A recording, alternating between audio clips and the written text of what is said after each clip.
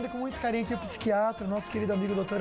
Alberto Jorge Remessar, ajudando a gente a entender os remédios de tarja preta, aqueles remédios que muitas vezes a pessoa toma para depressão ou também para combater a ansiedade. Será que eles podem de alguma maneira prejudicar a nossa saúde, dependência? Eles podem deixar de fazer efeito também depois de um tempo?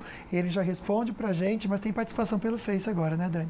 Tem sim, viu, Lucas? Olha, tem uma pergunta aqui do Jerry Santos. Ele está online com a gente aqui na transmissão. Beijão para todo mundo que está acompanhando a gente pelo Facebook. Ele diz, aliás, ele pergunta se é verdade que tomar alprazolam por muito tempo pode causar demência ou mal de Alzheimer, doutor. Essa pergunta é recorrente. O que acontece com qualquer, de novo, o alprazolam faz parte da mesma família do clonazepam, do Rivotril, são os benzodiazepínicos. Esse questionamento vem desde a década de 60. Nossa. O que acontece? Quando começou a usar, ele substituiu outras medicações que tinham muito mais riscos. E aí as pessoas foram envelhecendo, algumas continuaram bem e outras começaram a ter problemas de demência, de memória e tudo mais. Então ficou muito isso aí. Realmente, causa, ninguém sabe ao certo. O que nós sabemos é que se você tiver um acompanhamento adequado, tomar adequadamente, aparentemente não causa nenhum problema, tá? Então, isso daí de que essas medicações causam demências é uma pergunta antiga, mas nós não temos uma resposta definitiva. O que sabemos é que aparentemente não existe esse risco, tá? Mas é importante que você faça esse acompanhamento um acompanhamento médico. Mas eu acompanho pessoas há muitos anos, tomam a medicação porque precisam, tá? Não tem nenhum problema e eles continuam muito bem. O doutor sempre comenta as palavras aqui, precisam, necessidade. Então, realmente são remédios que, quando existe uma real necessidade, Dani. Tem uma pessoa na linha para falar com a gente agora ao vivo. Olá, quem está falando com a gente? Olá, Claudinei Corrêa. Oi, Claudinei, tudo bem? Um abraço para você, bem-vindo aqui ao Falando Nisso. Pode fazer a sua pergunta. Amigo, a minha pergunta, Dani, é o seguinte. Eu li alguns tempos atrás sobre pessoas com doenças psíquicas e que essas doenças, elas podem desencadear em certo tipo de etnia. No caso, que é verdade que a população afrodescendente tem mais a probabilidade de ter doenças de distúrbios psíquicos. De quê? Doenças psíquicas relacionadas ao psicólogo. Existe algum estudo que comprova isso? Eu não conheço um estudo que determinado transtorno psiquiátrico que seja mais prevalente, surja mais em uma determinada população. Pode ser que exista, mas realmente eu não conheço essa especificidade, tá? Nós sabemos algumas outras doenças que podem surgir, por exemplo, é mais prevalente surgir mais em pessoas, a hipertensão em pessoas afrodescendentes.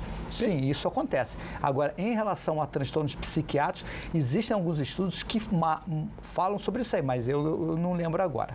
Perfeito. A gente já vai ver uma reportagem para conversar um pouquinho mesmo sobre esse assunto de ficar tomando remédio de maneira indiscriminada. O doutor e a Dani vai atender uma pessoa ao vivo ali no Plasma agora, mas eu volto a lembrar aquela pergunta da Débora, a Débora de São José dos Campos, que ela comenta o seguinte, que ela faz 1 ano aí que ela tem tomado um remédio que perdeu totalmente o efeito e ela quer saber se realmente pode acontecer isso, se o remédio ele pode parar de funcionar ou não para uma pessoa que vem tomando aí por esse determinado tempo. Então o doutor já responde para você, viu, Débora? Que tem gente ao vivo pelo Face agora, né, Dani? Isso mesmo, viu, Lucas? A Marisa já está aqui com a gente para conversar. Tudo bem? Tudo bem, um abraço para vocês todos aí. Um abraço para você, obrigada, viu, por estar participando aqui com a gente. Pode fazer a sua pergunta, então. Então, doutor, eu tenho um problema, eu tive uma depressão há cerca de mais de 10 anos. Faço acompanhamento com um psiquiatra aqui da minha cidade, Caraguatatuba, e eu faço uso de 3 tipos de medicação, ansiolíticos e um remédio para dormir, no caso, Rivotril. E nunca foi mudada a medicação, eu sempre me dei bem. Só que, ultimamente, ao tomar o Rivotril à noite, eu tenho tido pesadelos. E eu estou ficando preocupada, porque como é um tempo muito extenso do uso, eu gostaria de saber se não seria o caso de conversar com ele para estar trocando essa medicação. Sim, senhora, é possível. A senhora falou uma coisa que é importante, conversar com o seu médico. Até saber se a senhora fala, está tomando há 10 anos o Rivotril ou o clonazepam. Será que ele que está causando esse pesadelo ou serão outros problemas?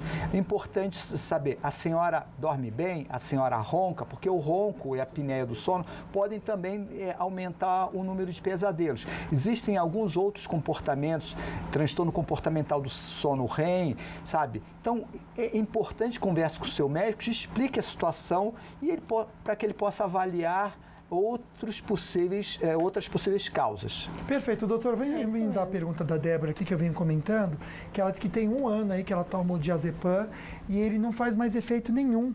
Então, quer saber por que isso aconteceu, se pode acontecer, e se ela precisa realmente também conversar com o médico, de repente, para criar uma outra alternativa. Sim, você entra em uma situação onde a medicação, ela começa a fazer, você tem uma perda desse efeito e aí, normalmente, as pessoas começam a precisar mais, tá?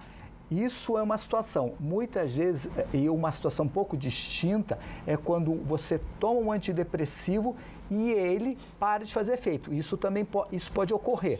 É importante, então, que você converse com o seu médico para, eventualmente, ele trocar do antidepressivo de uma outra classe ou mesma classe e aí voltar a fazer efeito. Perfeito. Um beijo, então, para a Débora. E obrigado, Marisa, por entrar ao vivo aqui com a gente. Que bom ter essa companhia. De Caraguá, prepara guarda-chuva, que como a Dani falou, vem chuva agora para tarde em Caraguatatuba. Bom, o uso dos antidepressivos para tratar vários problemas é cada vez mais comum, Dani. Isso mesmo, viu, Lucas? Mais especialistas alertam o perigo dessa banalização do remédio. Para tratar a síndrome do pânico, os médicos da Anileda receitaram antidepressivos. A designer ficou preocupada com uma possível dependência do medicamento, mas manteve o uso por 1 ano e meio. Hoje diz que se sente melhor com a homeopatia e que poderia ter optado mais cedo por tratamentos alternativos. Eu parei por essa questão de mascarar, que eu não sabia se eu estava realmente bem ou não, o medo da dependência e eu não queria tomar remédio para o resto da vida. Eu acho que, na verdade, ninguém quer ficar tomando remédio o resto da vida. Se precisar, eu acho que a pessoa tem que tomar. O estudo confirmou que 50% das receitas de antidepressivos não eram exclusivamente para o tratamento da depressão. Os remédios eram indicados para outras doenças, em alguns casos, sem evidências científicas. Os especialistas acompanharam a prescrição de antidepressivos durante quase 10 anos. Foram mais de 100 mil receitas analisadas de 160 médicos para 20 mil pacientes. O medicamento foi usado para tratar enxaqueca, dores reumáticas, auxiliar no emagrecimento e até para controlar a hiperatividade em crianças. Tem casos que tem que ser medicalizados, isso é evidente, né? Agora, o que eu acho que está em questão é a banalização do diagnóstico. Hoje em dia você ouve todo mundo dizer, eu estou deprimido, fulano está muito deprimido, vou procurar um remédio, vou procurar um médico que me receite algo que possa me salvar dessa crise. Só que o uso indiscriminado do antidepressivo pode causar efeitos colaterais. Luana usou 2 tipos para tratar a enxaqueca, mas se sentiu mal com a medicação.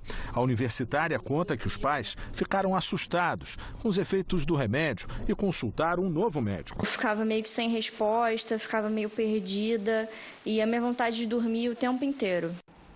Existe um tempo, doutor, para a gente se acostumar com o remédio? Porque realmente às vezes a pessoa fica um pouquinho lenta no começo, mas depois vai engrenando de novo. Ou isso não deve existir também? No caso dos antidepressivos, você tem um tempo onde você começou a tomar, até ele começar a fazer efeito. No mínimo 2 semanas, 4 até 8 semanas. É o que você espera. Às vezes você precisa aumentar a medicação disso aí. Mas uma coisa que eles comentaram ali que é muito importante que a gente possa ressaltar. Os antidepressivos, eles têm esse nome, mas eles servem como um ansiolítico, ou seja, eles diminuem a ansiedade. É muito importante. Você tem antidepressivos que podem tratar a fibromialgia. Tem antidepressivos que você pode usar para tratar a enxaqueca.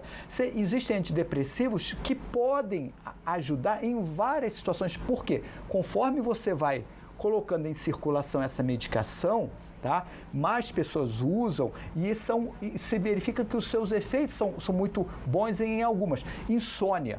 Tá? Eu tenho alguns antidepressivos que eu uso para insônia. Por quê? Porque muitas vezes alia o efeito antidepressivo e ansiolítico com a melhora do sono. Então, é muito importante, primeiro, que a pessoa